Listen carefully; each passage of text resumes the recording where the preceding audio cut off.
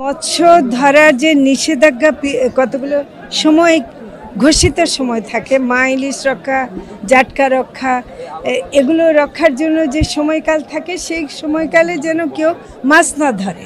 এটার সাথে জলদস্যুর ব্যাপারটা অনেকটা স্বরাষ্ট্র আইন শৃঙ্খলার ব্যাপার হয়ে যায়।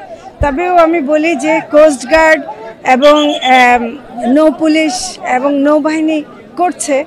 আমি এমনিতে বলবো যে তাদেরও সক্ষমতা আরও বাড়ানো দরকার, কারণ তাদের যথেষ্ট স্পিড বোট নাই, তাদের যে যত জনবল থাকার দরকার সেটাও নাই।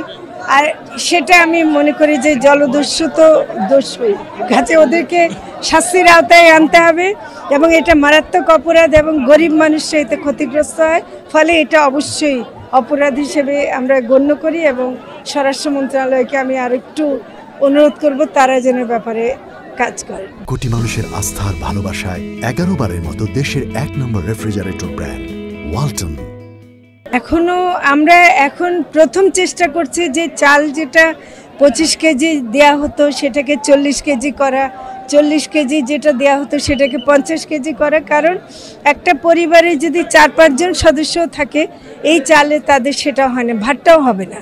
তো আমরা একেবারেই স্বীকার করছি যে এটা একেবারেই কম এবং এর সাথে যেহেতু ওই সময় তাদের কোনো আর্থিক আয়ের কোনো ব্যবস্থা নাই, তাহলে তারা কি দিয়ে খাবে? সেজন্য এই ডাল বা তেলের যে দাবি করেছেন সেটা আমাদের জন্য একটু নতুন।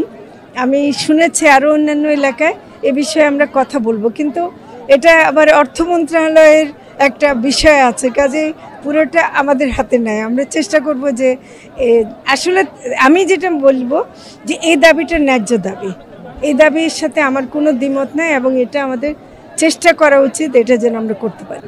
ভোলার জন্য চিন্তা আছে, ভোলার জন্য অলরেডি ফিজিবিলিটি যে স্টাডি করে সেটা হয়ে গেছে। তো ভোলায় সম্ভবত ফিশ ল্যান্ডিং স্টেশনটা হবে, সেজন্য ভোলার ওই ফিশ ল্যান্ডিং স্টেশনটা কতদূর কি কভার করে দেখে আমরা অন্যান্য চিন্তা করব।